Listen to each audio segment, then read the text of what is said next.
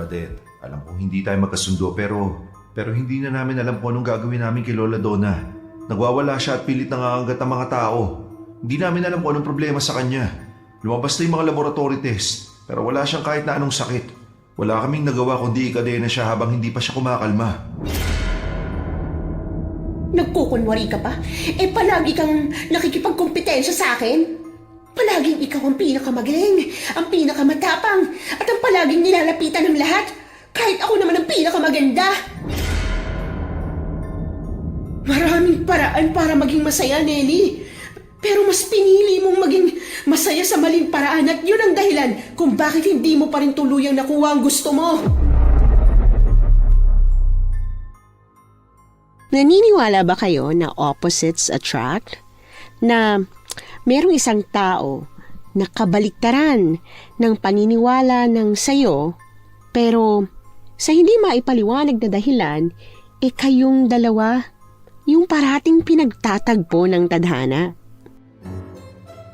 Ganyan po ang tema ng ating kwento ngayon. Pero bago ang lahat, kung bago ka pa lang dito sa channel, please like, subscribe, and hit the notification bell para updated kayo sa bawat kwentong ilalabas. May bago tayong kwento 2 o 3 beses sa isang linggo. At ngayon, para sa tampok nating kwento.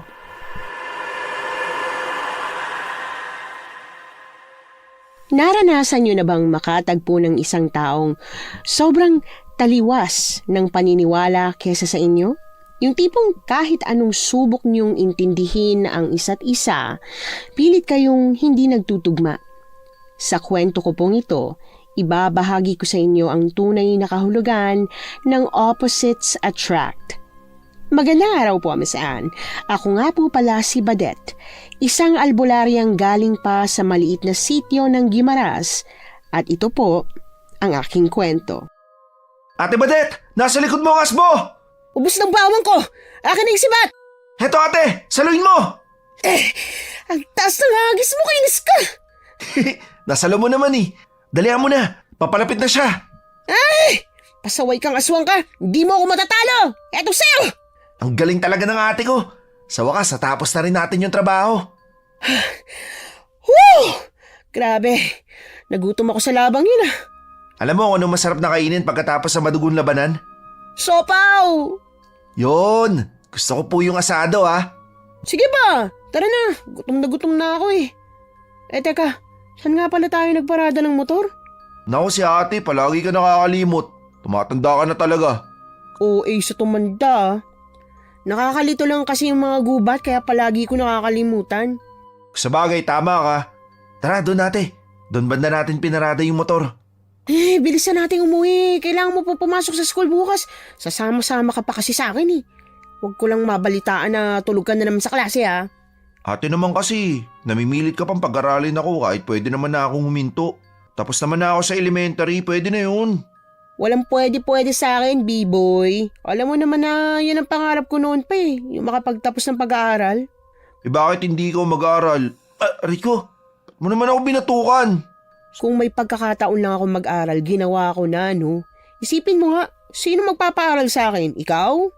Sabi ko nga hindi eh. Kaya lang kasi ate, gusto ko lang din naman maging manunugis eh. Magagamit ko ba yung pinag-aralan ko? Ate, masisiraan na ako ng tuktok sa kakabatok mo eh. Sinusubukan ko ang ayusin eh. Baka kapag naalog, ma-realize mong mali ang mindset mo. Balang araw, magsasawa ka rin sa ganitong klaseng trabaho. At kung mangyari ang pagkakataon yun, at least may choice ka kung saan ka at kung anong pwede mong gawin. Hindi kagaya ko na pagiging albularya lang talaga. Ay nako, ayoko na nga magpaliwanag. Maintindihan mo rin naman pagdating ng araw. Iiling-iling na lumabas ako mula sa gubat kung saan namin hinanting ang asong aswang o mas tinatawag na asbo. May nakapagsumbong kasi sa akin na may asbo raw na sumasalakay sa gitna ng kalsada sa tuwing madaling araw. Perwisyo daw ang aswang sa mga late ng uwi at pang madaling araw ang pasok sa trabaho. Kaya agad kaming dumayo rito para patayin ang pasaway na asbo. Mabuti na lang at madali lang kalabanin ng mga mahihinang aswang na kagaya nito kaya mabilis lang din kaming nakauwi. Dumaan na muna kami sa tindahan ng siopaw para bumili bago kami umuwi ng bahay. Paborito namin ni B-Boy ang asadong siopaw sa tuwing matatapos ang misyon namin. Pagkarating namin sa bahay, agad kaming kumain at nagpahinga. Sa sobrang pagod, nakatulog kami kaagad, pero ang hindi namin inaasahan ay nang sa kalagitnaan ng gabi, nakarinig kami ng malalakas na kalabog, sigaw na humihingi ng tulong at marahas na alulong ng halimaw. Tulong! Pakiusap, tulungan niyo ako! Inaatake ako ng malaking hayop! Tulungan niyo ako! Ate, may humihingi ng tulong sa labas ng bahay. Ano ba yun? Ate, bilisan mong bumangon at baka may nangyari na ron. Ano ba kasi yun? Tulong!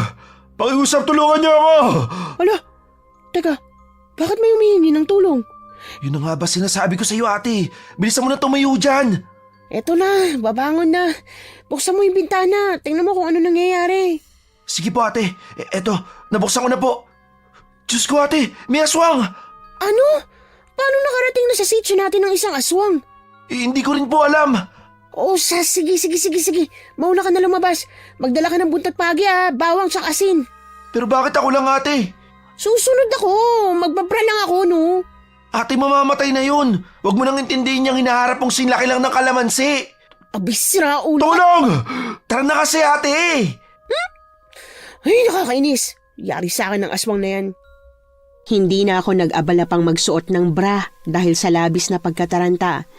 Nagmamadali kaming lumabas ng kwarto, bit-bit ang buntot pagi na palaging nasa tabi ko. Kumuha na rin kami ng asin at bawang dahil importante yon kapag nakikipaglaban sa aswang. Tarantang lumabas kami ng bahay kahit na halos magkandara pa na kami dahil sa pagmamadali. Dumiretso kami sa bukid na nasa likod lang ng bahay namin at saka namin naabutan ng isang lalaking nakahandusay na sa damuhan. Papalapit na sa kanya ang aswang na nagkatawang napakalaking baboy ramo. Handa na itong kainin siya pero hindi ko yon hinayaan. Agad akong tumakbo palapit. Saka ko hinampas ng 3 beses ang ulo ng baboy ramo. Napaatungal ito ng malakas saka umatras. Ate, sugatan siya. Ano, kaya mo ba siyang buhatin? Ilayo mo na siya rito. Papatayin ko na muna tong aswang. Ang laki ng katawan niya. Hindi ko mabuhat. Pero itong aswang... Ate, sumusuka na siya ng dugo. Ay, Diyos ko. Buisit. Tumatakas na yung aswang, Ate, unahin na muna natin siya. Baka mamatay ito. Sige na. Tara, tutulungan kita. Teka nga. Ba't ang bigat niya? Aray ko! Diyos ko, bato-bato ang katawan. Ipapasang ko ang isang braso niya sa balikat ko. Sa kabila ka, ate. Sige, teka. Tara na. Sino ba kasi to? At bakit nandito siya sa bukid kahit na madaling araw na? Hindi ko rin mamukhaan, ate. Mukhang dayo eh. Ay, bilisan na nga natin. Sana walang mga biktimang iba yung aswang na yun. Sabihan natin yung mga taga-sityo natin na mag-ingat. Lalo na sa bukid at may ganitong nangyari. Sasabihan ko sila kagad bukas na bukas rin. Andito na tayo, ate. Bubuksan ko na ang pinto. Ay, kailangan magamot natin siya agad. Ang dami niyang sugat. Malalim din tong nasa tagiliran niya. Kaya nagsuka siya ng dugo eh. Kaya nga, ate. Ang lakas ng loob ng aswang na yun para dito pumunta. Hindi siguro nun alam na may albulareng nakatira rito. Itong unang pagkakataon na may nakapasok na aswang dito sa sitio natin sa loob ng ilang taong naging albularya ako. Teka, ihiga natin siya dito sa mahabang upuan. Bilis! Ang bigat niya. Wala, ate. Gwapo, Lo, nabading ka na ba ngayon, B-boy? Kunin mo yung mga panggamot ko dun sa loob ng kwarto. Talagang napansin mo pa yung itsura niya imbis na yung mga sugat, La, bating agad. Hindi ba pwedeng namangalang at nainggit? Huwag ko lang malaman-laman na bading ka. Ito na nga, ate. Kukunin ko na yung panggamot mo. Baka mamaya kung saan pa makarating yung mga sinasabi mo eh. Napangisi ako sa naiinis na tono ni B-Boy pagkaalis niya. Alam ko namang hindi siya bading. At totoo naman din ang sinabi niyang gwapo itong lalaking iniligtas namin. Puno siya ng sugat sa katawan. Kahit nga ang mukha niya ay hindi nakaligtas. May kalmot siya sa kaliwang pisngi at may pasarin sa noo. Nakakaawa ang itsura niya. Ngayon lang ako manggagamot ng ganito kalubhang mga sugat. Pag-angat ko ng suot niyang damit, nakita ko ang mga pinsala sa katawan niya. Nangingitim na ang mga yon. Ibig sabihin, may kamandagang aswang na muntik nang kumain sa kanya. B-boy, bilisan mo. Kailangan ko ng gamutin to. Ito na ate! Ito na! Uy, grabe ang ganda ng katawan niya ate ah. Ganyang katawan yung gusto ko eh. Yung may abs. Ganitong katawan o gusto mo yung ganitong lalaki? Sa ate talaga. Ikaw, hindi ka ba namamanga sa katawan niya? Tomboy ka yata talaga eh. Hindi ako namamangha sa abs niya. Ganitong katawan ni Badong na araw-araw nakabalandra sa labas ng tindahan ni Aling Anali. Oo nga no. Ate, construction worker naman si Kuya Badong. Kaya ganun talaga yung katawan niya. Batak. Kaya lang, ganda nga ng katawan. Baho naman. Di uso yung tawa sa kanya eh. Hoy, napakalaitero nito. Tulungan mo na nga lang ako linisin yung mga maliliit niyang sugat. Ate, kawawa siya. Hindi ba dapat sa hospital na natin siya dalhin? Dami niyang tama oh. Hindi to magagamot ng mga doktor sa ospital. May kamandag na sa katawan niya eh. Akin na yung alcohol dyan. Lilinisan ko na muna yung sugat niya. Ikaw din, tulungan mo na ako. Sige po ate. At saka kapkapan mo. At baka sakali na makahanap ka ng ID na pwede nating malaman kung sino siya at kung taga saan siya. Sinimulan na nga naming gamutin ang binata. Pinunasan ko ng alkohol ang mga maliliit na sugat at binuhusan naman yung tagiliran niyang medyo malaki ang tama. May pasa siya sa may sikmura kaya siguro nagsuka siya ng dugo. Akala ko dahil sa sugat niya sa tagiliran. Pagkatapos punasan ng alkohol, naghiwa ako ng luyang dilaw at pinatong sa mga sugat niya para masipsip ang itim na kamandag na unti-unting kumakalat sa katawan niya. Mabuti na nga lang at naagapan pa dahil kung nagtagal paniguradong patay siya. Ate, teka, tingnan mo oh. Doktor pala siya. Nakita ko sa wallet niya ang ID niya. Ha? Wala, patingin nga ako niyan. Abat oo nga no. Anong ginagawa ng isang doktor sa maliit na sitio natin? Pero di ba po magandang senyalis yan? May doktor na napadayo rito. Ang daming nangangailangan ng doktor sa sitio natin eh. Oo nga, napakalayo kasi ng health center at hospital. Kailangan pang tumawid sa gubat tapos tatawid pa ng ilog. Kawawa talaga tayo ate. Kahit pagpapaanak, si Aling Lourdes yung gumagawa. Ganun talaga eh. Hindi na tayo pinapansin ng gobyerno kaya wala tayo magagawa. Mabuti na lang nandito ka ate no. Mas magaling ka pa kaysa sa doktor eh. Tignan mo, nawala na yung kamandag. Nasipsip na ng luyang dilaw. Pero aaminin ko na hindi lahat ng sakit kaya kong gamutin. Hindi naman ako kagaya ng ibang albularya na pilit kinakaya ang lahat kahit cancer. Yan ang gusto ko sa'yo ate. Ayos na po ba itong si Doc ate? Pwede na kaya tayo matulog? Ayos na siya. Tatakpan ko na lang tong sugat niya sa tagiliran ng halamang gamot. Pagkatapos, pwede na tayo matulog. Dito na lang ako matutulog sa sala ate. Magbabantay ako para kung sakali mamagising siya, may tao siyang makita. Mabuti pa nga. Teka, kukuha na ako ng halamang gamot dun sa likod ng bahay ah.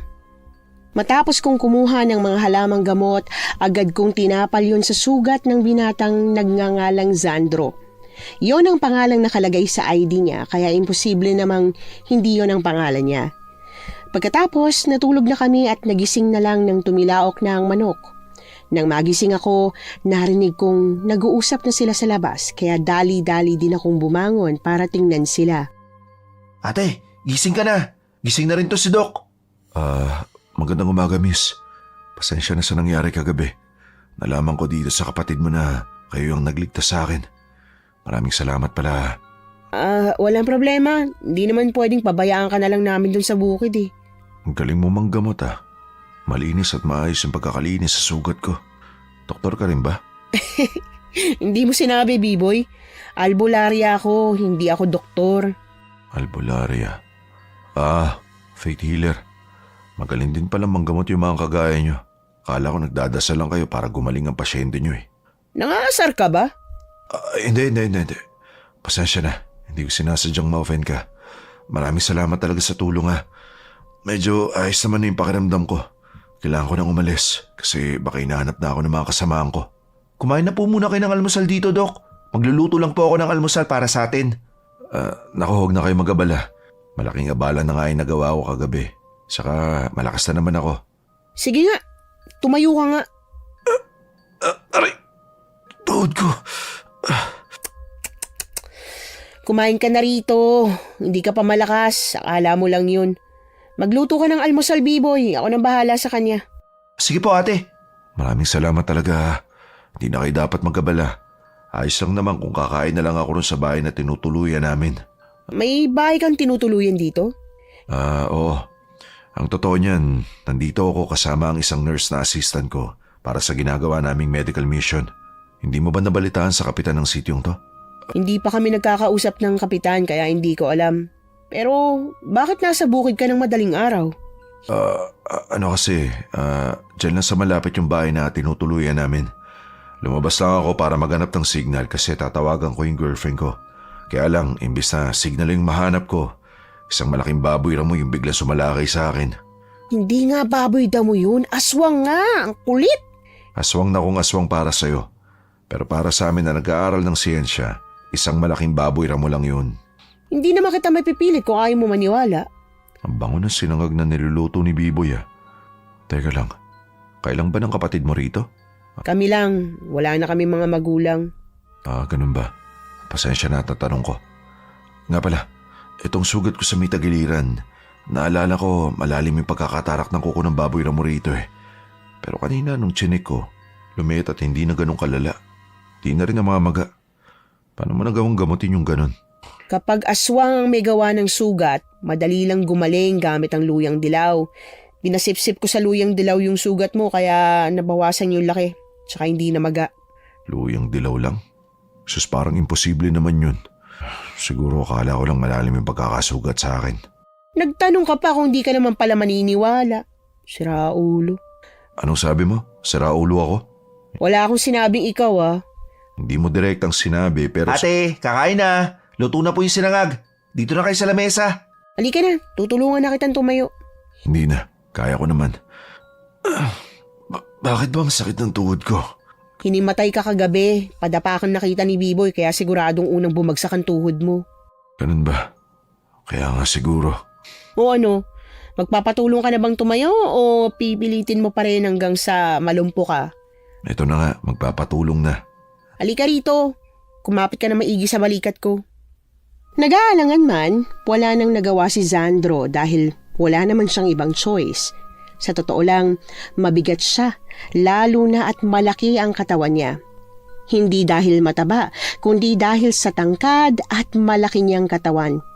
Hindi ko kasi masabing bato-bato ang katawan niya, katamtaman lang para masabing panggwapo. Kaya nga napahanga si Biboy sa kanya. Pero ako, hindi ako bilib sa lalaking ito.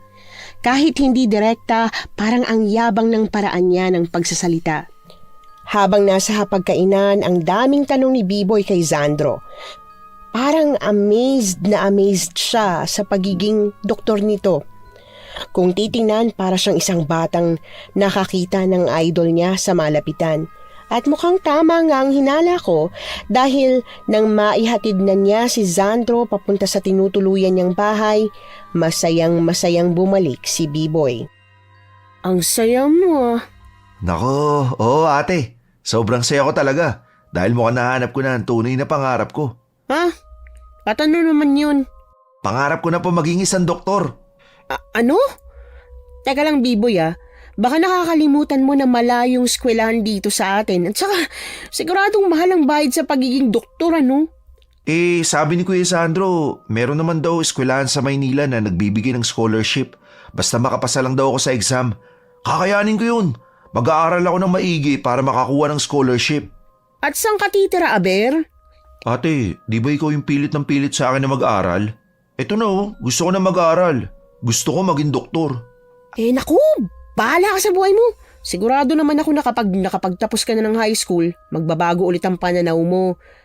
Gusto mo lang maging doktor ngayon dahil nakakita ka ng gwapong lalaki.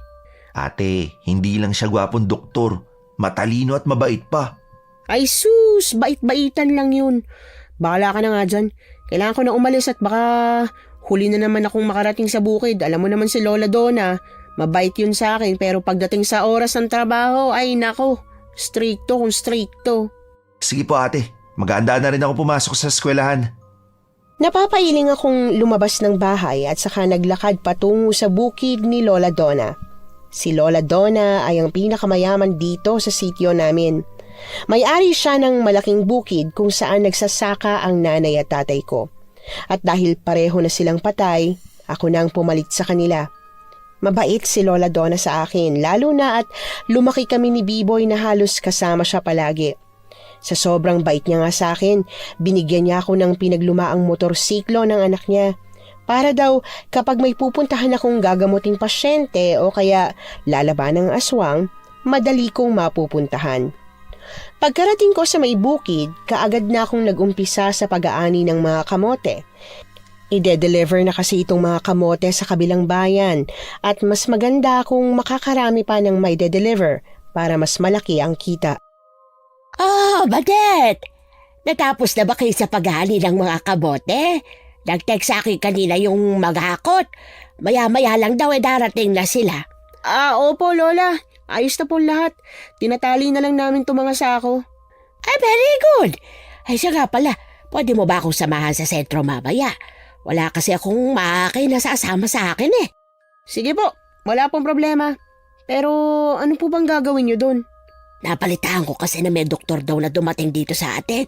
Ilang buwan ko nang iniinda tong sakit sa duhod ko kaya baka pwedeng ipa-check up ko na ito. Ang layo pa ng ospital 3 oras ang biyahe mula rito kaya magandang may dumating na doktor, hindi ba? Ganun po ba? Sige ho, wala pong problema. Ikaw, baka gusto mong magpa-check up. Ang balita ko, gwapo raw yung doktor. Nakilala ko na po sila. Talaga? Paano nangyari yun Gabi na silang dumating dito kagabi. Hindi pa po ba nakakarating sa inyo yung balita na may gumagalang aswang sa sityo natin? Ano ka mo? Paano mo nalaman? Mahaba pong kwento Basta nakatakas po siya kagabi kasi kinailangan kong iligtas yung doktor na pupuntahan natin mamaya. Sinalakay yung doktor ng aswang? Ano namang sabi niya nung makakita siya ng aswang? Hindi naman naniniwala ang mga doktor sa mga ganoong klaseng nilalang? Hindi nga po naniwala. Akala niya malaking baboy damo lang. Teka, mabuti at hindi kayo nag-away Tsaka, hindi ba naapakan ng pagkaalbularya mo? Hindi naman po Alam niyo naman po ang mga paniniwala ko May mga bagay na nagagamot ng siyensya at may mga bagay na hindi rin sakop nun. Doon po ako sa hindi nila sakop. Alam ko po ang boundary ko. Mabuti kung ganon. Mabait ka talaga, Badet. Mukha lang palaging galit. Siya, samahan mo ako mamaya pag natapos ng magakot nung mga magde-deliver, Katulad nga ng napag-usapan namin ni Lola Donna, dumiretso kami sa sentro ng sitio para makapagpa-check up siya kay Sandro. Sa totoo lang, paulit-ulit kong sinasabi na wala akong duda sa mga doktor na nag-aral ng siyensya. Naniniwala ako sa mga sakit na hindi ko kontrolado pero ewan ko ba? Nakaramdam pa rin ako ng tampo kay Lola Donna dahil hindi siya nagsabi sa akin ng sakit na nararamdaman niya. Kung tutuusin, alam niya na pwede ko siyang rekomendahan ng halamang gamot na pwede niyang inumin. Pero hindi lang siya nagtanong sa akin. Medyo nakakapantampo lang. Pero kahit na ganon, nire-respeto ko naman ang gusto ni Lola Donna. Saglit lang kaming naglakad hanggang sa sentro. At nang makarating, nakakabigla na marami ang nakapila. Kaya kinailangan din naming pumila dahil kahit naman si Lola Donna ang pinakamayaman sa baryo namin, hindi siya tinuturing na priority. Kahit senior pa siya, kailangan niya pa rin pumila. May mas marami pa rin kasing mas malalalang sakit at emergency kaysa sa iniinda niyang sakit sa tuhod. Badet, anong ginagawa mo dito? Sinamahan ko si Lola Donna. Ganun ba? Oo, ikaw? Anong ipapacheck up mo? Parang ayos ka naman Hindi porke nakikita mong maganda pa rin ako, ayos lang talaga ako. Wala naman ako sinabing maganda ka. Nagtatanong lang. Sinasabi mo bang hindi ako maganda? Hindi ako nagsabi niyan Ang tanong ko kung anong ipapacheck up mo. Ikaw ba ang doktor para magtanong sa akin? Tsaka, hindi ba dapat ikaw ang gumamot kay Lola Donna kasi isa kang albularya? Magaling ka naman. Tsaka, malaki naman ang tiwala niya sa'yo kaya bakit magpapacheck up pa siya sa isang doktor? Ba't inaano ba kita at bakit inaaway mo ko? Badet, tama na yan. Huwag mo na siyang patulan. Kasi Lola, napaka-ano niya eh. Sinong next? Ako lang next. Tingnan mo lang, inirapan pa ako. Pabayaan mo na nga. Ganyan talaga si Nelly. Takot malamangan ang ganda kaya kapag may kaharap siyang maganda, inaaway niya. Lola Donna naman eh. Galing mo pong pumawi ng inis ah. Siyempre, ako pa. Pero, ano po kaya ipapacheck up ni Nelly, no? Baka ipapacheck up niya yung kaartehan niya. Siguro nga po. Teka, bakit sila tumatayo? Saan sila pupunta? Ang mabuti pa, puntahan mo lang para malaman mo. Lola naman, ba't ko gagawin yun? Umamin ka nga. Curious ka sa doktor na yan, ano? Hindi mo kasi maitatangging pogi talaga. Hindi po ako sa kanya curious, no? Kay Nelly ako curious at kung bakit siya magpapacheck up. Tingnan mo, Lola. Pumasok sila sa loob ng bahay. Pwede ba yan? Siguro may ipapakita siya sa doktor na hindi dapat makita ng iba. At ano naman po kaya yun? Alam ko na. Baka may pigsa siya sa puwet. Si Raulo ka talagang bata ka. Pero baka nga. Ayan na, lumabas na po sila, Lola. Bilis naman yata. Ay bakit? Sa tingin mo ba, bubulat-latin pa ng doktor ang pigsa niya? Hindi po! Lola naman, ba't parang bastos naman ang pagkakatanong niyo? Nako, wala akong ibang ibig sabihin ha. Next na po. Oh, next na raw ako. Alina po kayo, Lola. Teka, tulungan mo akong tumayo at grabe ang sakit ng tuhod ko kapag biglang tatayo. Ay, madali pang maglakad kaysa tumayo mula sa pagkakaupo eh. Sige ho, tutulungan ko po kayong tumayo ng dahan-dahan. 1, 2, yeah. Ayan, masakit pa rin po ba? Oo, pero hindi talaga kagaya kung gaano kasakit kapag tatayo ako. Makakalakad po ba kayo? Abayo naman, masakit lang ang mga tuhod ko, pero hindi pa naman ako nalumpo. Sige ho, tara na. At lumapit na po tayo kay Doc. Lola, nahihirapan po ba kayong tumayo? Mas mabuti po siguro kung wag na po muna kayong tumayo, ha? Naku, oo nga eh. Mabuti at sinabi mo, Dok. Uupo na sana ako eh. Ano po bang nararamdaman nyo, Lola? Sumasakit ang mga tuhod ko. Kapag naglalakad naman ako, hindi naman ganun katindi ang sakit. Pero kapag mula sa paghiga o kaya mula sa pagupo, nako, ang hirap bumangon. Bukod po ron, may sumasakit pa po ba sa inyo? Wala naman. Hindi pa rin ako nagpapacheck up sa hospital at may kalayuan dito sa amin eh. Yun nga po ang problema kaya dumayo pa kami rito. Ang mabuti pa po, ibibipi muna kayo nitong nurse ko para malaman natin kung normal pa po ba, ha? Sige, Dok. O ikaw, magpapacheck up ka rin ba? Hindi ba't naman ako magpapacheck up? Normal naman ako. Sungit mo naman, Miss Albulari, ha? Hindi no. Siya nga pala. Anong pina-check up ng babaeng nauna sa amin kanina? Ba't pumasok pala kayo sa bahay? Bakit mo tinatanong? Nagtatanong lang, masama ba? Masama talaga dahil may patient's privacy. Hindi ko pwedeng sabihin sa'yo kung ano man yung mga napag-usapan namin. Sus, hindi raw pwede. Ikaw ba? Kapag may pasyente ka may sakit, pinagkakalat mo ba kung kani-kanino? Siyempre hindi no. O ganun din ako. Kaya wala ka makukuhang sagot sa akin. Nagtatalo ba kayo? Ay, Lola.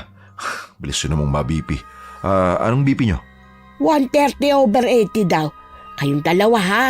May pagtingin ba kayo sa isa't isa? Wala Mandiri naman po kayo, Lola Donna. Nang dahil sa nakita ni Lola Donna na pagtatalo namin ni Doc Zandro, panay tuloy ang panunukso niya sa akin na habang pabalik kami sa bahay niya. Hindi ko na lang pinansin, lalo at hindi naman totoo. Hindi ako magkakagusto sa isang kagaya ni Zandro na sarado ang utak pagdating sa mga bagay na pinaniniwalaan ko, kahit pa sabihing gwapo siya. Ilang araw ang lumipas at naging maayos naman ang lahat.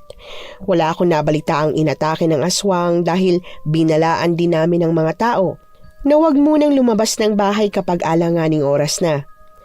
1 linggo ang matuling lumipas. Habang abala kami sa pag-aalmusal, isang balita ang natanggap namin. Nakakapagtakang hindi na bumalik yung aswang.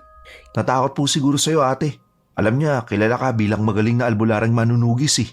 Imposibleng wala siyang pakay sa pagpunta niya rito bukod sa kumain ng tao. Mas maraming pwedeng mabiktima sa ibang baryo eh. Kaya, bakit dito? Diba?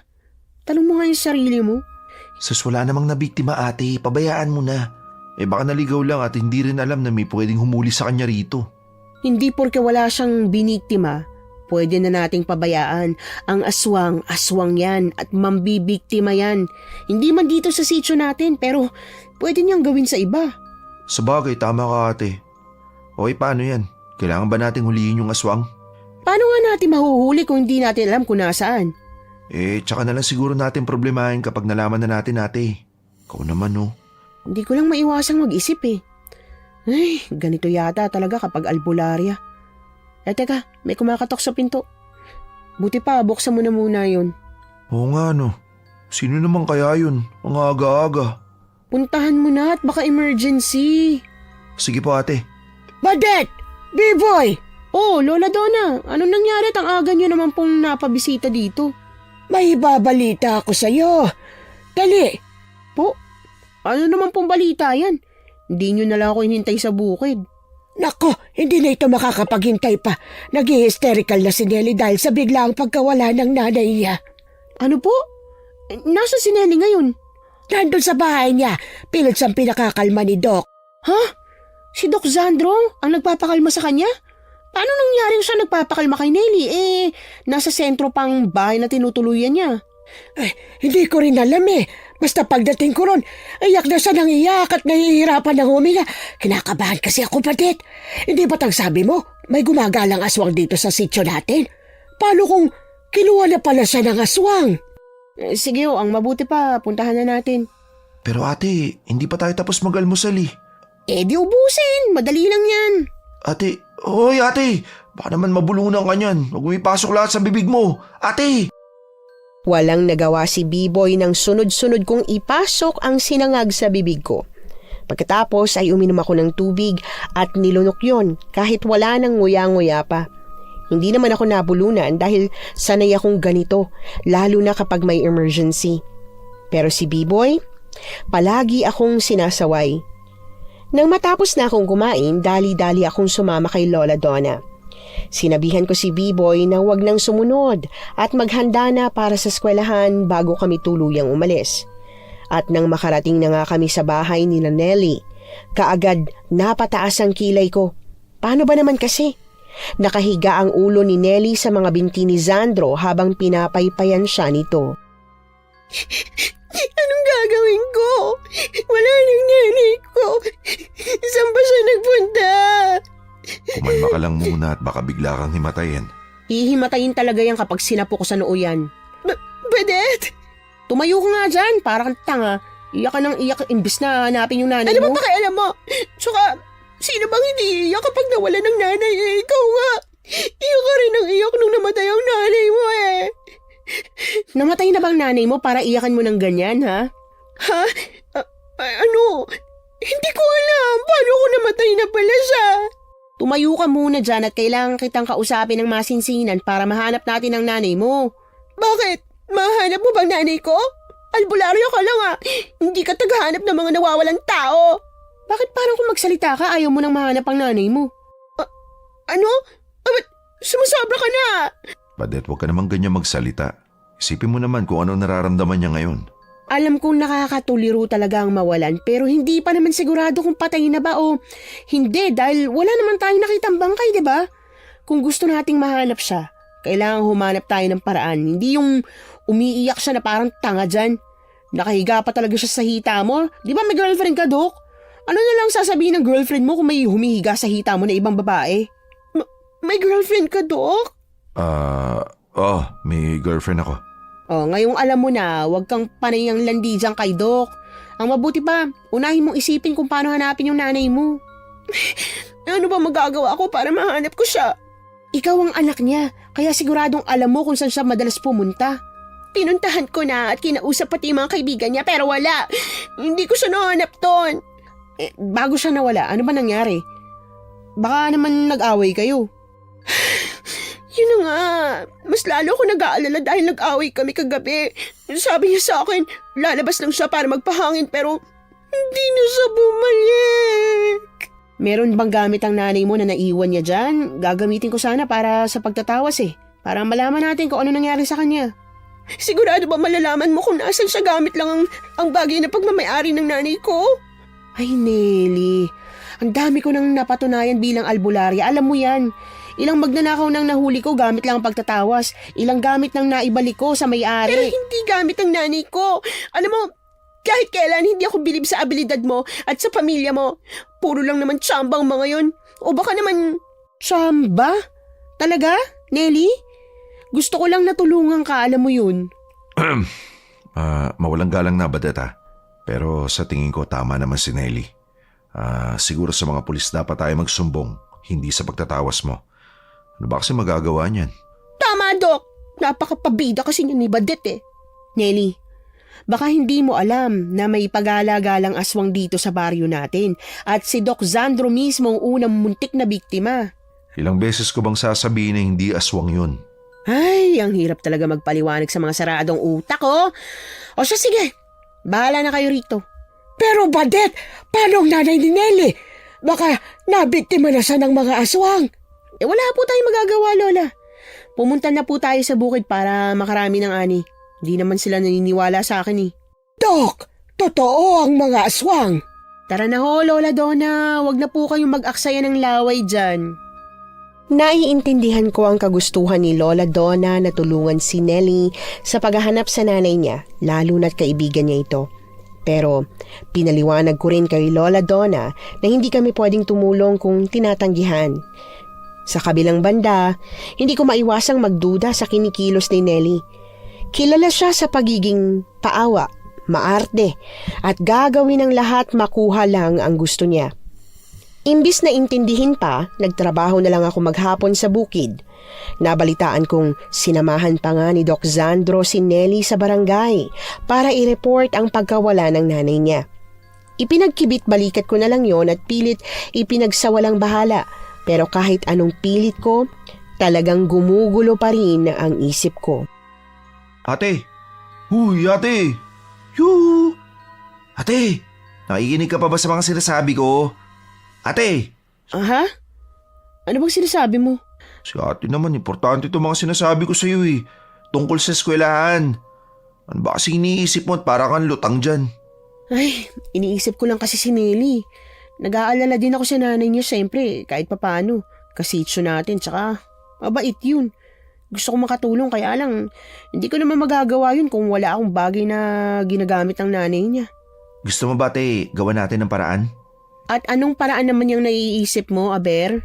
Pwede sigurong dakpin natin si ate Nelly. Pagkatapos, sapilitan nating hinga ng gamit ni Aling Narda.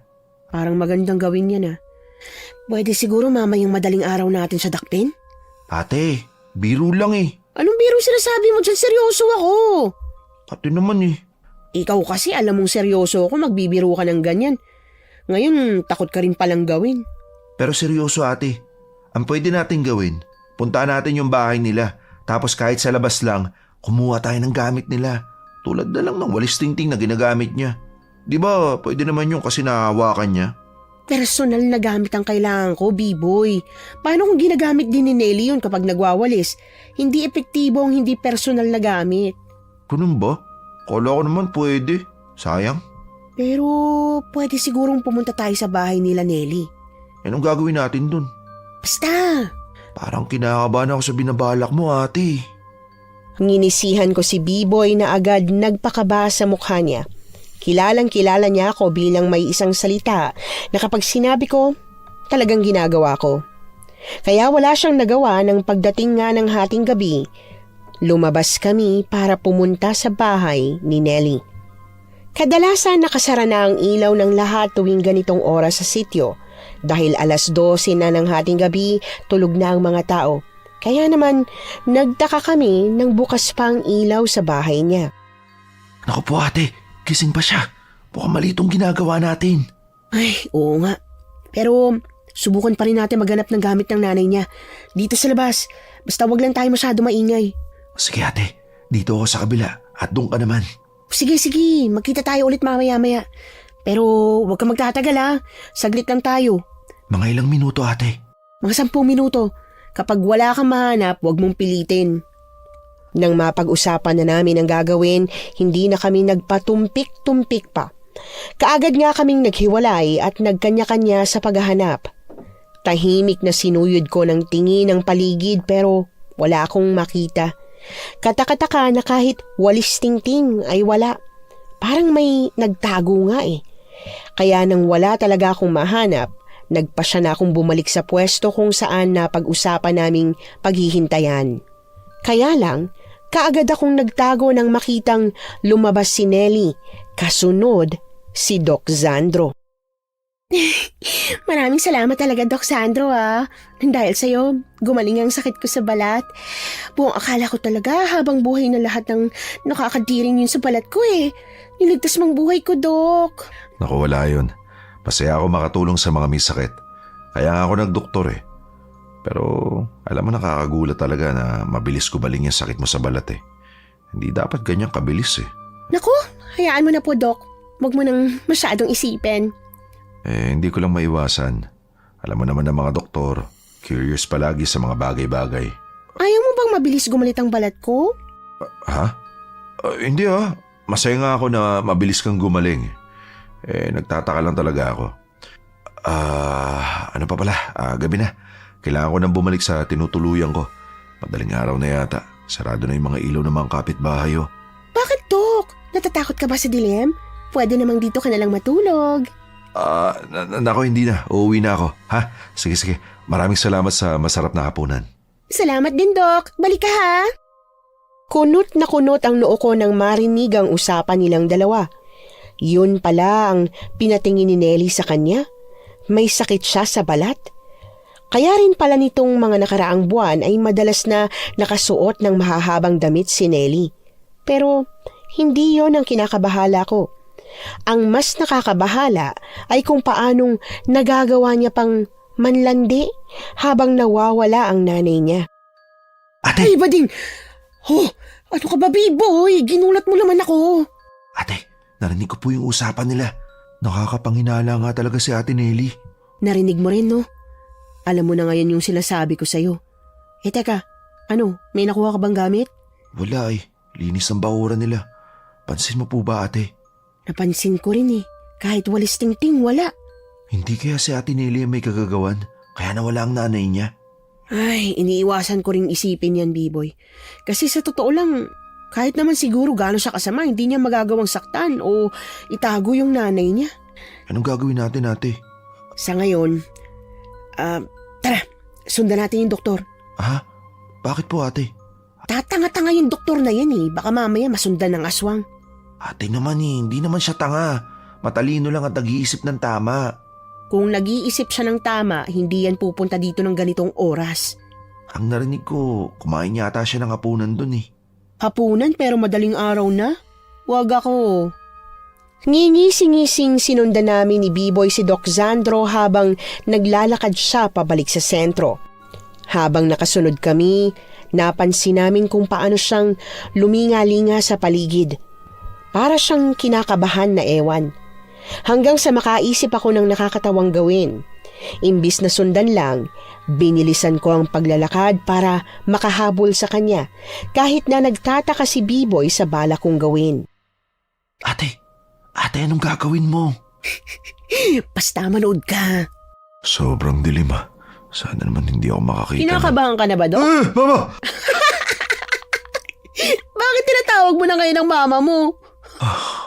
Ano ba, Badet? Ginulat mo naman ako eh. Kailan pala yung sumusunod sa akin kanina pa? Diyos ko, ngayon ako nakakita ng lalaking kasing duwag mo. Ano? Sinong duwag sinasabi mo? Nagulat lang ako. Nagulat daw. Sus, natakot ka lang. Akala mo may sumusunod na sa'yo multo, no? Hindi ah. Hindi ko alam na duwag ka pala, Dok. Bakit ba ang kulit mo? Hindi nga ako duwag. Tsaka, bakit ba sinusundan niyo ako ha? Ay, hindi naman kasi talaga ikaw ang pinunta namin dito, no? Kaso lang, ikaw ang nakita namin. Hindi ka pa ba nadala nung nakaraan? Lumabas-labas ka ng madaling araw, sinugod ka nga ng sinasabi mong baboy damo. Pero ngayon, lumabas ka na naman. Hindi ka pala duwag. Sobrang tapang mo pala dahil mukhang gusto mo na maulit pa yung mangyari ah. Hindi ko naman sinasadyang gabihin ng ganito. Ang totoo niyan, galing ako sa bahay nila Nelly at kaninang 4:00 pa ako ng hapon dun. Sipin mo nga, ilang oras na ako nasa bahay nila pero ayaw niya pa akong paalisin. Ay sus, kunwari ka pa. Anong ginagawa niyo ron kung ganun? Sobrang tagal mo nasa loob ng bahay niya. Ano, nagbato-batopi kayo? Ganon? Nung una, pinakita niya sa akin yung sakit niya sa balat dahil gumagaling na raw. May lumalalang sakit sa balat si Nelly at ang sakit na yon, pabalik-balik at mahirap gamutin. Pero nagulat ako nang halos wala na. Puro peklat na lang. Imposible yun. Kaya kinausap ko siya at tinanong kung ano pa mga ginawa niya para mawala yung sakit niya sa balat. Napahaba yung kwentuhan namin kaya nagyaya na rin siya magapunan. At pagkatapos nun, umiyak naman siya bigla tungkol sa nanay niya. Kaya yun, tatagalan ako sa bahay nila. Parang di naman kapani-paniwala mga sinasabi niya, no? B-boy, no? Parang pwede namang mangyari yun, ate. Baka kasi inaalam lang ni Doc yung lunas sa sakit ni Ate Nelly. Aray ko. Ate, bakit mo na naman ako binatukan? Bakit mo ba siya kinakampihan? Totoo naman kasi. At saka, bakit ko ba kailangan magpaliwanag sa'yo? Ano ba ginagawa niyo rito, ha? Wala ka nang pakialam dun. Tara na, B-boy. Umuwi na nga tayo. Sandali lang. O bakit? Baka pwede namang ihatid niyo muna ako sa bahay na tinutuluyan ko. Ano kasi, madilim. Sus! Inamin mo ring natatakot ka. Kasi tignan mo nga naman ang dilim-dilim, di ba? Wala pa naman akong dalang flashlight man lang. Sino bang hindi matatakot dyan? Ako? Hindi ako takot sa dilim, no? Di ikaw nang hindi takot? Sige na ate, ihatid na natin si Doc. Hindi ka ba naawa sa kanya? Baka mamaya biglang dumating yung aswang na muntik pumatay sa kanya. Hindi naman siya natatakot sa aswang na yun, kaya bakit pa? Sige na ate, kung ayaw mo ako na lang. Umuwi ka na sa bahay, ihatid ko lang to si Doc. Sige na. Sige na, para matapos ng usapan, ihatid na natin. Halata sa mukha ni Sandro ang pagkapahiya habang naglalakad kami papunta sa sentro. Nakakatawa ang itsura niya. Kalalaki niyang tao at ang laki rin ng katawan. Pagkatapos, takot sa multo? Nakakatawa lang. Pero sa kabilang banda, tama naman si B-boy. Baka biglang may sumulpot na aswang kaya pumayag na rin ako. Pagkahatid namin sa kanya, agad din kaming umuwi at nagpahinga na. At dahil sa pagpupuyat namin, nakatulog ako ng mahimbing. Hindi pa ako magigising kung hindi pa may biglang dumating na kapitbahay. Kinatok ang bahay namin at pinarating sa akin ang balitang sinugod daw ni Doc Sandro si Lola Donna sa ospital. Hanggang sa bigla na lang may isinugod na kapitbahay sa bahay namin. Ate, bilisan mo, nagwawala na siya. Hirap na silang hawakan. Ano ba kasing nangyayari? Bakit nagwawala ang pasyente? Hindi ko rin alam ate. Pero ang sabi ni Aling Narda, parehong-pareho daw yung nangyayari sa anak niya sa nangyari kay Lola Donna. Ano? Teka, ito na. Dala ko na yung panggamot ko. Diyos ko, ano ba nangyayari sa kanya? Patingin nga ako ng mga mata niya. Hawakan mong ulo niya, B-boy. Ito na ate. Teka, kumakawala siya. Hawakan mo na maigi. Diyos ko, nayanggaw yan. Nayanggaw? Di ba yun yung nahawaan ng pagkaaswang? Oo. Nakakain na ba ito ng karne? O kaya naman, nakakagat na ba ng tao? Hindi raw po ate. Pero kumain siya ng buhay na kambing. Kaya nga dinala rito dahil parang nag-hysterical na. Mabuti na lang at may isang bote pa akong nakahanda para sa pangalis ng yanggaw. Eto, hawakan mong maigi yung magkabilang pisngi niya, B-boy. Paiinumin natin siya dito para maisukan niya yung nakain niyang pangyanggaw. Bilisan mo ate, ang lakas niyang pumalag. Oo, eto na. Pagkapainom ko, takpan mo agad yung ilong niya para mabilis niyang malunok. Kaagad ko ngang pinainom ng matapang na sukang pula na may halong sili at luyang dilaw ang anak ni Aling Narda. Marami-rami ang natapon dahil sa sobrang likot nito pero nagawa pa rin niyang makalunok. Ilang saglit pa, natigil siya sa paglilikot at ang sumunod na nangyari ay sumuka naman ito ng sumuka. Pero dahil hindi kami handa, sa sahig siya nagkalat. Lumabas ang mga puting buhok na may halong itim na likido mula sa suka nito. Hanggang sa tuluyan siyang nanghina at napaupo sa sahig. Nang matapos ang panggagamot namin sa anak ni Aling Narda, inakala naming siya lang ang nayanggaw. Pero nagsunod-sunod ang dinadalang pasyente sa akin. Pare-pareho ang sakit nila, pare-parehong nayanggaw. Nataranta kami sa kakagawa ng gamot at sa panggagamot. Ni wala na nga akong panahon para tawasin sila para malaman kung sinong may gawa nito sa kanila. Dire-diretso na ang panggagamot hanggang sa biglang dumating ang nurse na kasama ni Doc Sandro. Bit-bit nito ang cellphone niyang dekipad at sinabing gusto daw akong makausap ng boss niyang doktor. Hello? Bakit? Abala ako rito. Badet, alam kong hindi tayo magkasundo pero hindi na namin alam kung anong gagawin namin kay Lola Donna. Nagwawala siya at pilit nangangagat ang mga tao. Hindi namin alam kung anong problema sa kanya. Lumabas na yung mga laboratory test, pero wala siyang kahit na anong sakit. Wala kami magawa kundi kadena siya habang hindi pa siya kumakalma. Ano? Teka lang, marami ka parehong nangyayari kay Lola Donna. Sunod-sunod ang pasyente ko rito. Kung iiwanan ko sila, baka kung ano nang mangyari. Ang mabuti pa, ikaw na munang gumawa ng gamot para kay Lola Donna. Badet, doktor ako. Hindi ako gumagawa ng gamot. Kaya mong gumawa ng gamot. Bilisan mo at marami pa akong pasyente. Humanap ka ng sukang pula. Haluan mo ng maraming sili at luyang dilaw. Yun ang ipainom mo sa kanya at isusuka niya yung pangyanggaw na nakain niya. Teka lang, sigurado ka ba dyan? Suka lang ipapainom ko sa kanya? Bakit ka pa nagtatanong sa akin kung hindi ka naman pala nagtitiwala? Pero anong scientific explanation? Bahala ka! Marami pa akong pasyente.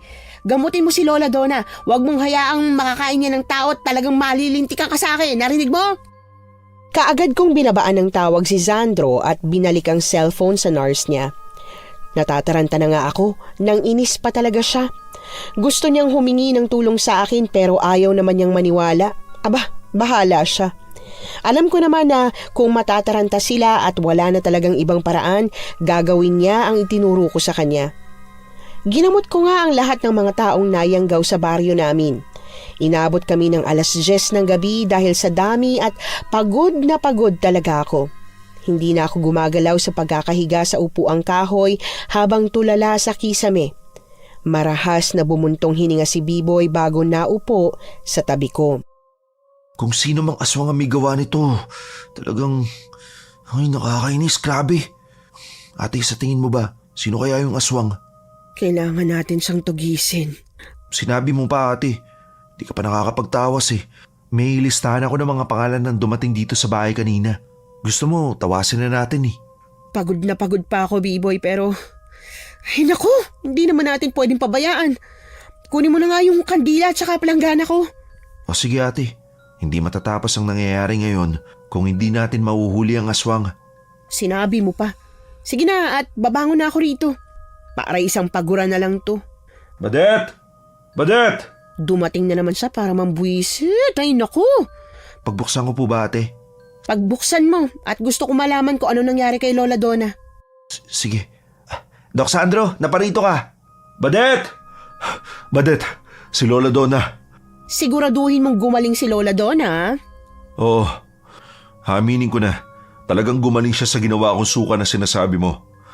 Pero hindi ako makapaniwala. Sausawan lang naman yun eh. Pero paano nangyaring gumaling siya? Maiintindihan ko na nasuka siya dahil sa sobrang asim matanghang ba naman nun. Pero ang kinagulat ko, yung mga sinuka niya.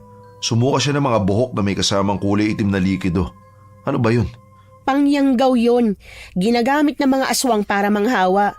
Sa tingin ko, ang may gawa nun yung aswang na sumugod sa'yo. Hindi lang siya biglang lumitaw dito dahil gusto lang niyang kumain ng tao. Pumunta siya rito dahil kakaunti na lang ang mga tao pero madaling gawing aswang tulad niya. Hindi ko maintindihan mga pinagsasabi mo. Pero isa lang ang sigurado ako. Sigurado tama ka nga na may aswang. Sigurado ka ba talaga? Bakit may siguro pa rin? Hindi ko pa kasi nakikita kaya hindi pa ako sigurado eh. Ewan ko sa'yo, bahala ka na nga sa buhay mo. Bahala ka na! Teka lang. Pwede ba akong tumulong sa'yo? Gusto ko kasing maniwala. Lalo na nasaksihan ko ang nangyari kay Lola. Bakit naman kita patutulungin? Baka mamaya ikaw pang magpahamak sa amin. Hindi, pangako. Hindi ko kayo ipapahamak. Tutulong ako na maayos. Susundin ko kung ano papagawa mo sa akin. Talaga? At bakit mo naman gagawin yun? Kasi gusto ko maintindihan. Gusto ko malaman kung paano nangyari to. I mean, lahat may paliwanag. Hindi pwedeng wala. Paano kung pagkatapos ng lahat ng to, wala kang makuhang sagot? Paano kung walang paliwanag sa gusto mong malaman? Imposibleng wala. Lahat kayang ipaliwanag ng siyensya. O sige, kung yan ang gusto mo, walang problema. Ate, parang delikado to ah. Anong delikadong sinasabi mo dyan? Maganda nga to eh. Para malaman niya na hindi lahat kaya niyang ipaliwanag tulad ng mga aswang.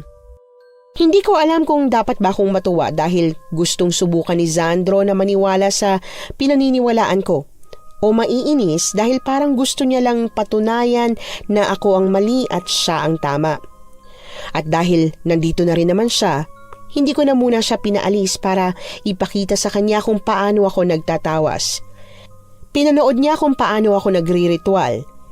Dinasalan ko muna ang pangalan ng isa sa mga naging pasyente kanina bago ako nagpatulo ng kandila sa tubig.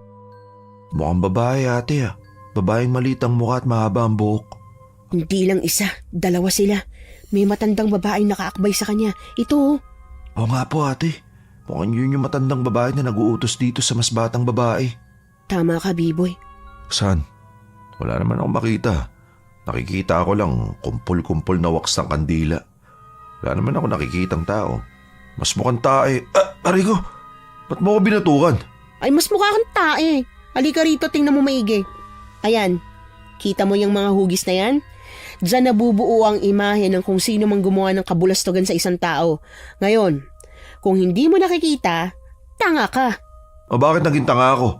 Eh basta, gusto ko lang. Kung kukontra ka na, dito pa lang, umatras ka na. Ay, hindi no? Oo nga, may nakikita na ako. Dalagang babae tapos matanda. Talaga? Nakikita mo? We, saan banda dyan yung dalagang babae? Ayun oh. Hindi yan. Gitna nila yan. Ay naku, Sandro. Ewan ko ba naman sa'yo, bahala ka. Basta kapag napahama ka dahil sa mga maling paniniwala mo, di ikaw lang din naman ang may kasalanan. Okay, pasensya na.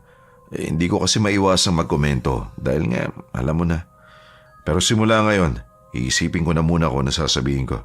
Mabutit nagkakaintindihan tayo. O, ngayong tapos na kami, baka pwede namang umuwi ka na at magpapahinga na kami. Sobrang dami namin ginamot ngayong araw. Pero gabi na. Gabi na talaga nang dumating ka rito, no? Anong gusto mo?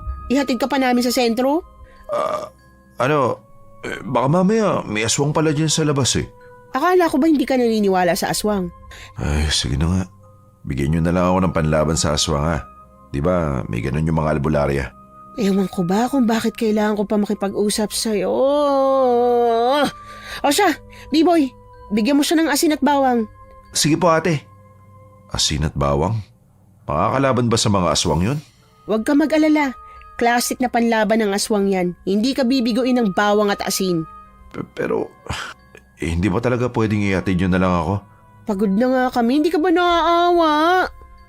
Walang nagawa si Sandro nang bigyan na siya ni B-boy ng bawang at asin. Halos bumunghalit ako sa tawa dahil sa itsura niya.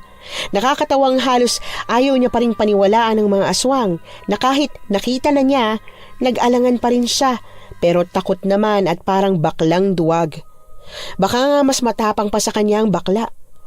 Nag-aalala din naman ako na baka may aswang sa labas pero siguradong hindi tanga ang aswang na may kagagawa nito na bigla siyang susugod sa gitna ng nangyari.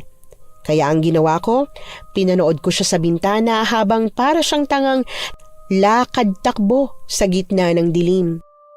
Ate, hindi ba parang ang sama mo para paglaruan siya ng ganyan? Hindi ko siya pinaglalaroan totoo naman na ayaw niyang paniwalaan ng mga sinasabi natin, di ba? Gusto niyang subukang maniwala pero pilit niyang sinisiksik sa utak niya na hindi ka panipaniwala ang mga nangyayari. Sabagay ate, tama ka naman dyan. Ano sa tingin mo? Gusto mo pa rin bang maging doktor kagaya niya? Gusto ko pa rin po ate. Pero isang doktor na naniniwala rin sa mga aswang, engkanto at kung ano-anong hiwaga ng dilim. Ay, sige na nga at papayagan na kitang maging doktor. Basta wag mong sisirain ang tiwalang ibibigay ko sa'yo Magsusumikap ako para makapagtapos ka bilang doktor. Oo naman ate, ako pa ba? Oh, sige. Mukhang makakarating naman ng maayos si Doc. Matulog na tayo at siguradong magiging mahaba ang araw natin bukas. Kailangan natin ng lakas para kalabanin yung lapastang aswang na yun. Talagang ako pa sinubok niya. Yari siya ngayon sa ate ko. Masaya ako na sa wakas ay nagkaroon na ng magandang pangarap ang kapatid ko. Dati kasi ayaw na niyang mag-aral dahil gusto niyang maging isang albularyo o kaya manunugis. Kahit papaano, natuwa ako na nakahanap na siya ng inspirasyon kahit na nakakainis na tao pa na kagaya ni Zandro ang napagdiskitahan niya. Nakapagpahinga naman kami ni B-Boy pero hindi yun nagtagal nang magising kami dahil sa takot na sigaw ni Nelly mula sa labas ng bahay. Dali-dali naman kaming bumangon, bit-bit ang buntot pagi. Paglabas, nakita namin si Nelly na puno ng dugo ang katawan habang umiiyak. Nelly, ano nangyari? Bakit puro dugo ka? Badet, tulungan mo ako. Biglang umuwi ang nanay ko pero wala na siya sa katinuan. May dala siyang laman loob na hindi ko alam kung sa hayop ba o sa tao. Puno rin ng dugo ang katawan niya. Sinubukan niya ako saktan. Mabuti na lang mabilis ako nakatakas. Ano? Nasa na siya? Halika, puntahan natin. Dito sa bahay namin, bilis! Ate, kukuha lang ako ng iba pa natin mga gamit ha. Hindi pwedeng sumugo tayo ron ng buntot pagi lang yung dala natin. Mabuti pa nga. Bilisan mo sumunod. Opo ate. Nagmamadaling sinundan ko si Nelly papunta sa bahay nila. Halata ang pagkataranta sa kanya kaya pati ako natataranta na rin. Gusto ko man siyang sumbatan dahil sa katigasan ng ulo niya, hindi ko na magawa. Ayoko siyang saktan sa katotohanan ngayon. Nang makarating na kami sa bahay nila, pinauna niya akong pumasok sa loob ng bakuran nila dahil natatakot daw siya. Habang naglalakad papasok, katakatakang tahimik. Nakakaramdam na ako ng pagdududa hanggang sa... Nelly, nasan ba talagang nanay mo? Nasa loob siya ng bahay. Buksan mong pinto. Sigurado ka ba? Baka mamaya nakalabas na pala siya. Hindi siya makakalabas dahil parang wala naman siya sa sarili. Hindi niya kaya buksan ang pinto. O sige, ako na magbubukas. Umatras ka lang at baka bigla niya tayong bulagain. Sige, mag-iingat ka. Nakatuon ang pansin ko sa pinto para kung sakaling nasa likod pala ang nanay ni Nelly, handa ako. Pero nang mabuksan ko na yon, nagulat ako nang makitang may nakahandusay na patay sa mismong tapat ng pinto at nang lalapitan ko na sana, mas lalo akong nabigla nang marahas akong tinulak ni Nelly papasok sa loob.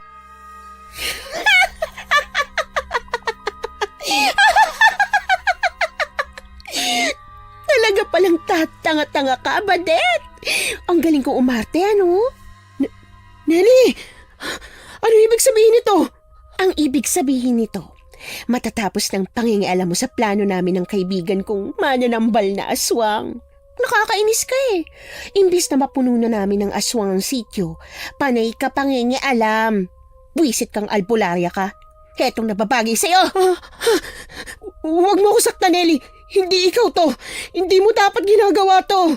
Ako to, Badet. Mas pinalakas lang kesa sa'yo. Kasunod ng paghalakhak niya ay ang pagsugod niya sa akin. Hindi ko inasahan na biglang magbabago ang mukha niya. Kumulubot ang mukha niya, namula ang mga mata at humaba ang dila. Agad siyang pumaibabaw sa akin at kinalmot ang mukha ko. Pinilit kong lumaban sa kanya. Sinuntok ko ang mukha niya at tinadyakan ang kanyang tiyan. Mabilis siyang lumayo sa akin at mukhang nakaramdam na siya ng epekto ng suot kong anting-anting bilang isang albularya. Pero talagang matapang siya.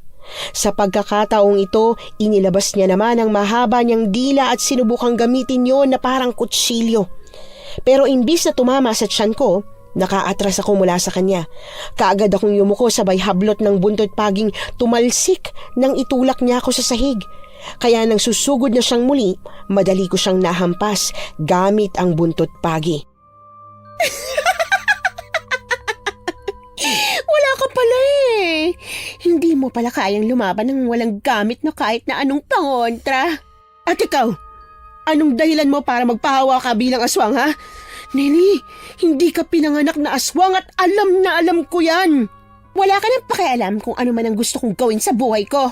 May pakialam ako dahil kapitbahay kita na halos buong buhay ko nung nakasama. At buong buhay ring karibal. Anong pinagsasasabi mo? Anong karibal? Nagkukunwari ka pa? Palagi kang nakikipagkumpetensya sa akin? Palaging ikaw ang pinakamagaling, ang pinakamatapang, at ang palaging nilalapitan ng lahat, kahit ako naman ang pinakamaganda. Sira pala talagang tuktok mo eh. Sino ba nagsabing nakikipagkumpetensya ako sa'yo? Ikaw ang may gustong makipagkumpetensya nang hindi man lang ako sinasabihan. Sana sinabi mong magkakumpetensya tayo, hindi yung nambibigla ka. Kunwari ka pa. Ako talagang niloloko mo? Ang yabang mo naman. Mayabang talaga ako. Sino bang hindi yayabang kung ang sa bibig mo na mismo nang galing na akong pinakamagaling at pinakamatapang? Buwisit ka talaga! Aling mananambal! Patayin mo ng buwisit na babaeng to! Hindi ako handa nang bigla na lang may tinawag si Nelly. Mula sa isang saradong pinto sa likod ko, biglang lumabas ang isang aswang na baboy damo. Yung aswang na sumugod kay Sandro. Bigla niya akong sinuwag na naging dahilan para humandusay ako sa sahig. Sa lakas ng pagkakasuwag niya sa akin, wala akong nagawa sa sobrang tindi ng sakit ng likod ko. Tuwang-tuwa si Nelly, lalo na nang nasugatan ako ng baboy ramo gamit ang pangil nito. Wala akong dalang kahit na anong panlaban bukod sa buntot pagi, kaya wala akong nagawa kundi ang gumawa ng ibang paraan. Nang susugod na sana ulit ang aswang, gumulong ako at dinampot ang unang nahawakan ko. Buong lakas kong inihampas ang basahan sa mukha ng baboy ramong aswang at swerteng natakpan na ang mga mata niya. Pero habang abala ang aswang sa pag-alis ng basahan, si Nelly naman ang sumugod sa akin. Nagtulakan kami. Pilit niya akong sinusubukang saktan hanggang sa mahulog kami sa pintuan. Nasaan na ba kasi si Biboy? Siguradong hindi na makakarating ang kapatid mo rito. Ano ibig mo sabihin? Patay na siya, Badet. Pinatay na siya ng mga kaibigan kong bagong yanggaw. At sino may sabi sa'yong patay na ako? Biboy! Mana ako sa'yo, ate. Hindi basta-basta namamatay. Mauuna ka pa kaysa sa amin. Nabuhayan ako ng loob nang maghagi siya ng maraming asin. Kaagad yung tumama sa katawan ni Nelly na nagmeet siya ng pagkasunog ng kanyang balat. Nagmamadali siyang umalis mula sa ibabaw ko at sinubukang pagpagin ang katawan niya. Hindi! Ang balat ko! Sinakripisyo ko ang nanay ko para lang maibalik ang kinis ng balat ko. Buisit kayo! Ibig mong sabihin, pinakain mo sa aswang na mananambal ang nanay mo para lang gumaling ka sa sakit mo sa balat? Wala ka nang pakialam, Nelly! Masahol ka pa kaysa sa aswang! Masahol na kung masahol! Basta't nakuha ko ang gusto ko! Pwes, pagsisisihan mong nakuha mo nga ang gusto mo, pero kapalit naman buhay ng nanay mo. Etong nararapat sa'yo! Kaagad kong sinuntok ang mukha ni Nelly na naging sanhi ng pagkabagsak niya sa sahig. Ilang saglit pa, lumapit si Biboy para tulungan akong makipaglaban. Pero ang hindi ko inaasahan ay nang dumating pati si Sandro na may bitbit ding buntot pagi. Nagtataka man, hindi ko na nagawa pang magtanong dahil bigla nang nagwala ang mananambal na aswang. Tuluyan na nitong naalis ang takip na basahan sa kanyang mukha. Nang dumating sina Sandro at Biboy, naging mabilis ang pangyayari. Napadali ang pakikipaglaban namin lalo pa at may dala silang mga pangontra sa aswang. Hanggang sa tuluyan nang bumagsak sa sahig si Nelly. Nakatihaya siya habang nakatingin sa aming tatlo. Gusto ko lang naman maging masaya. Pero bakit hindi niyo ako hinayaan? Maraming paraan para maging masaya, Nelly. Pero mas pinili mong maging masaya sa maling paraan at yun ang dahilan kung bakit hindi mo pa rin tuluyang nakuha ang gusto mo. Sana maging masaya ka, Badet. Hindi na siya gumagalaw. Patay na ba siya? Maghintay ka, Sandro. Anong hihintayin? Teka, hala, bakit nagkakaganyan? Bakit nagiging abo? Nakakamangha, di ba? May papaliwanag kaya yan ng siyensya? Ano? Parang imposible. Teka, namamaligmata lang yata ako. Gusto mo bang sampalin pa kita para matauhan ka? Ate, wag. Delikado ang sampal mo. Baka hindi na makilala ni Doc ang sarili niya pagkatapos. Oo na. Naniniwala na talaga ako sa inyo, Badet. Sa dami ba namang nangyari ngayong araw at sa dami nang nakita akong hindi ka panipaniwala para sa siyensya, naniniwala na ako. Meron talagang mahirap at hindi may paliwanag na bagay tulad nito, pero Pero pwede ba munang sumuka? Sige, sumuka ka hanggat gusto mo. Sige, lalabas na ako ha. Nakakatuwa talaga si Doc Sandro, ate, no? Akalain mo yun? Sa laki ng katawan niya at doktor pa siya, ha? B-boy, hindi naman siguro siya nasuka sa mga nakakadiring nakita niya. Nasuka siya dahil sa impormasyong nalaman niya ngayong araw. Sunod-sunod ba naman eh? Kung sa bagay, ate, tara na nga, umuwi na tayo. Sobrang pagod at antok na talaga ako eh. Kung sana may tindahan pa ng siopaw, kaso wala na. Sa mga ganitong pagkakataon na pagod kaming magkapatid dahil sa pakikipaglaban sa aswang, madalas talagang ang gusto naming kainin ay siopaw. Kaya lang, sarado na ang mga bilihan dahil inabot na kami ng madaling araw. Pagkalabas namin ng bahay ni Nelly, naabutan namin si Sandro na kakatapos lang sumuka. Namumutla ang mukha niya, halatang nahirapan siya. Sabi ko naman sa'yo, Doc, huwag ka na sumama. Ayos lang ako. Nasuka lang ako dahil sa pagkabigla. Pero ayos lang talaga ako.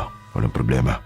Eh teka nga pala, paano nangyaring nakita kayong dalawa? Eh di ba pinauwi ka na namin kanina? Nakatulog na kamit lahat, nasa labas ka pa? Tara, kukwento ko sa inyo habang naglalakad. Parang hindi ko na kaya magtagal pa rito kahit ilang segundo eh. Sige, simulan mo ng pagkukwento mo. Mayroon na nga. Habang naglalakad ako kanina. Naglalakad o tumatakbo? Paano mo nalaman? Jesus! Sinilip ka namin kanina sa bintana. Tumakbo ka habang bitbit yung asin at bawang. Aasarin mo ba ako? Magkukwento pa ako. Hindi na kita aasarin. Pasensya ka na. Ano nga ulit yun nangyari? Yun na nga. Habang tumatakbo ako kanina pabalik sa tinutuluyan ko, napahinto ako sa bahay nila Nelly. Nakita ko may kinakausap siyang matandang babae. Sa loob ng ilang linggong pananatili ko rito, hindi ko pa nakikita yung matandang yon. Hindi rin naman pwedeng nanay niya dahil sobrang tanda na. Kaya napaisip ako, hanggang sa maalala ko yung sinabi mo sa pagtatawas mo, na dalagang may maliit na muka at isang matandang babae ang may kagagawa ng lahat. Tapos yun, babalik sana ako sa bahay niyo para ibalita yung nalaman ko, kaya lang nakita ko naman na palabas siya ng bahay, kaya kinailangan ko magtago. Sinundan ko siya hanggang sa makita ko nga na may mga kasama siyang aswang. Pinagtago niya sa likod ng bahay niyo bago siya nagsisigaw at humingi ng tulong. Hindi mo alam kung gaano ako kinabahan nun. Akala ko mauhuli ako ng aswang eh. Ibig sabihin, kaya pala kayo natagalan kasi nakipaglaban pa kayo sa mga aswang? Opo ate, etong si Kuya Sandro, sigaw ng sigaw na parang... Ang galing palang makipaglaban sa aswang nitong kapatid mo, no? Kahit patpatin, kayang-kaya niyang labanan yung mga bagong yanggaw. Pero ang nakakabilib ron, hindi niya pinatay. Ginamot pa namin yung mga yon. Eh bakit tinatakpan mo bibig niya? Wala. Wala pala, di bitiwan mo na. Ito na nga sabi ko eh. Baho ng kamay mo, Dok! Kadiri, amoy suka! Pasensya na. Ikaw naman kasi, di mo na kailangan ikwento pa sa ate mo yon. Kwento mo sa akin mamaya sa bahay, B-boy. Sige po ate. Naku, kung nandun ka, matatawa ka talaga. Sige, pagtulungan nyo na lang ako. Palibasa, hindi nyo naranasang mabigla dahil unang beses nyo makakita ng mga aswang. Sanay na kasi kayo eh. Huwag ka mag-alala, natutuwa lang naman si B-boy dahil nakita niya ang sarili niya nung unang beses niya rin makakita ng aswang. Ate naman eh, nilaglag mo na naman ako eh. Noong gabing yon, pinatulog na lang namin si Sandro sa bahay namin imbis na pauwiin pa sa tinutuluyan niyang bahay. Kinabukasan, umaga pa lang, nanggamot na ulit kami dahil may ilan pa palang natirang nayanggaw. Talagang inulit-ulit pala ni Nelly ang pangyayanggaw dahil gusto niyang lahian ng buong sityo. Gusto niyang ang lahat ng nandito ay kapareho niya para hindi siya nag-iisa. Hindi ako makapaniwala na gagawin yun ni Nelly sa sarili niyang ina. Pasaway lang si Nelly, maarte at mahilig makipagkompetensya pero hindi ko akalain na gagawin niya yun. Nagawa niya na po, Lola. At hanggang sa mamatay siya, parang hindi niya talaga pinagsisiyan. Hindi kaya nahipnotis mo siya nung mananambal? Hindi ko na po masasabi yan, Lola Donna. Pero ang masasamang mananambal kasi, kadalasan na talagang magaling silang manlilang ng tao para mapasunod nila. Pero may pagsisisi pa rin dapat sa huli. Ganun ba yun? Nako, siguro nga mali lang talagang pagkakakilala natin kay Nelly. Baka nga may itinatago talaga siyang sama ng ugali no? Yun po talagang naisip ko, Lola. Siya nga pala, napapansin kong simula nung gabing kinalaban niyo si Nelly at ang mananambal, nagiging malapit na kayo ni Doc Sandro sa isa't isa, ha? Paano ba namang hindi? Sunod-sunod sa akin ng doktor na yun. Parang hindi yata sapat ang napag-aralan niya sa siyensya. Gusto niya rin mag-aral ng pagiging albularyo. Naku, ewan ko. Parang hindi yata pagiging albularyo ang gustong aralin ni Doc eh. Parang ang gusto niya pag-aralang ibigin ka. Lola, kilabutan naman po kayo sa mga sinasabi niyo. Ano nakakakilabot? Nakakakilig ka mo. Ay sus, kunwari ka pa dyan, Badet. Ang gwapo kaya ni Doc Sandro. Imposibleng hindi ka man lang nagagwapuan sa kanya, ano? Oo nga po at gwapo siya. Pero ano naman, hindi porke gwapo siya, magkakagusto na ako sa kanya. Tsaka, may girlfriend po kaya siya sa Maynila. Girlfriend pa lang naman eh. Asawa nga, nasusunod pa. Girlfriend pa kaya? Ewan ko po sa inyo, Lola Donna. Bahala po kayo kung anong gusto nyo isipin. Basta, hindi ako magkakagusto kay Dr. Sandro. Sabi mo yan, ha? O talagang hindi. Huwag kang malulungkot kapag umalis siya sa susunod na linggo. Bakit po? Saan po ba siya pupunta? Ang sabi ng nurse niya, uuwi na raw sila ng Maynila dahil tapos na yung medical mission nila rito. Ganun po ba? Ay sus, nalungkot siya. Hindi ko na lang pinatulan ang pang-aasar ni Lola Donna sa akin. Kasi, sa totoo lang, tama rin naman siya na malulungkot ako kapag umalis na sina Doc Sandro dito sa sityo. Mahirap mang aminin, naging masaya din naman ang pananatili niya rito. Marami din akong natutunan sa kanya. May mga tinuro siya sa akin na paraan ng panggagamot na hindi ko natutunan sa mga magulang kong parehong albularyo. Katulad nga ng sinabi ni Lola Donna, talagang umalis sila Sandro. Nagpaalam siya sa amin at sinabing bibisita kung may pagkakataon. Pero sa totoo lang, hindi ko na inaasahan pa na gagawin niya yon. Hanggang sa isang araw, makalipas lang ang isang buwan, biglang may kumatok sa pinto ng bahay namin. Biboy, may kumakatok sa pintuan. Pagbuksan mo na muna at magbibihis pa ako. Opo ate, ito na! Sino ba kasi yun? Aga-aga pa. Ate, bilisan mo dyan. May espesyal kang bisita. Sino nga? Malalaman mo rin kapag lumabas ka na. Ito lang at lalabas na. Teka, Sandro? Bakit nandito ka?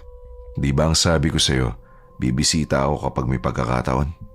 Eto na, bumisita na ako. Pero isang buwan pa lang yung nakakalipas simula nung umalis kayo ah. Sino kasama mo? Wala ako lang. Hindi ba pwedeng dumalaw rito kasi gusto ko lang? Tsaka may pagkakataon naman ako. Wala akong trabaho ngayon kaya nilaan ko yung araw na to para dumalaw rito. Bakit dito ka dumiretso? Kayo ni Bibo yung pinakamalapit sa akin eh. Si ate naman, hindi pa balata. Ikaw ang dinalaw niyang si Doc Sandro. Ako? Bakit ako? May kailangan ka bang halamang gamot para sa pasyenteng hindi may paliwanag na sakit? May kailangan akong gamot. Ganun ba? O sige, sabihin mo sa akin ang sintomas ng pasyente para malaman ko kung ano nangyayari sa kanya. Hindi siya makatulog ng maayos eh. Parang naglolo ko na yung pagtibok ng puso niya. Minsan bibilis ng gusto, parang sasabog na. Dapat ikaw ang gumamot sa kanya, hindi ko alam yan. Dok, tuwing kailan ba nagiging ganyan yung tibok ng puso mo? Yung tibok ng puso ng pasyente mo? Sa tuwing naalala niya yung isang babae. Nako, Dok, mukhang alam ko na ako ng sakit yan. Talaga? Anong sakit kung ganon? Love sick! Umamin si Sandro na may gusto siya sa akin, pero hindi ako kaagad naniwala. Ang alam ko ay may girlfriend siya sa Maynila at hindi ako tanga para maniwalang niloko raw siya nito kaya naghiwalay na sila. Pero talagang makulit si Doc Sandro. Binalik-balikan niya ako at pilit na nanligaw sa akin. Inabot siya ng 1 taon sa panliligaw hanggang sa tuluyan na akong bumigay. At nang matapos na si B-Boy sa high school, dinala niya kami sa Maynila para makapagpatuloy siya sa pag-aaral ng medisina. Sa totoo lang, Miss Anne, sobrang nahirapan akong mag-adjust sa pamumuhay sa Maynila. Pero hindi naman ako nag-adjust para kay Sandro. Nag-adjust ako para kay B-Boy na gustong-gusto talagang maging doktor. Ilang taon na rin ang nakalipas at naging doktor na nga ang kapatid ko. Pero bumalik siya sa sityo para doon namang gamot. Siguro po, hanggang dito na lang ang kwento ko, Miss Anne. Maraming salamat po sa pagbabahagi ng kwento ko sa YouTube channel ninyo. Sana, pwede ko pang ibahagi ang ibang kwento namin ng kapatid ko, lalo na nang nasa Maynila na kami. Pero sa ngayon, ito na lang po muna. Nagmamahal, Badet. Nagustuhan niyo po ba ang ating kwento ngayong araw? Kung oo ang sagot at hindi mo pa nagagawa, subscribe na. Click the notification bell ha, para updated ka sa tuwing maglalabas kami ng bagong kwento. Click like at mag-iwan na rin ng comment. Masayang-masaya ako tuwing nagbabasa ng messages mula sa inyo. At kung may sarili kayong karanasan na gusto nyong ibahagi sa amin, email lang sa missanhorrorstories@gmail.com. Dire-diretso lang, missanhorrorstories@gmail.com. Malay nyo, sa susunod, yung kwento na ninyo ang binabasa namin para sa ating mga tagapakinig. Hanggang dito na lang muna at maraming salamat sa inyong panonood.